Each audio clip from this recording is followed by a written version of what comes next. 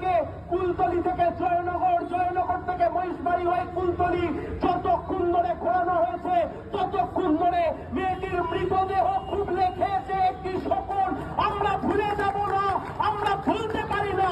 এই খুনের জন্য যতটা দায়ী একজন অপরাধী, এই খুনের জন্য পরোক্ষভাবে ততটাই দায়ী এই জয়নগর থানার পুলিশ, এই মালদাস পুলিশ, যারা তলুয়া খাকির সময়তে আমাদেরকে আটকে দেয়, যারা তলুয়া খাকির সময়তে তৃণমূলের বুট চাটে, যারা তলুয়া খাকির সময়তে কোন তৃণমূলের মতব্বর খুন হয়ে গেছে বলে পারলে মৌন মিছিল করে, সেই একই পুলিশ আজকে কার্যত নিষ্ক্রিয় ভূমিকা পালন করছে।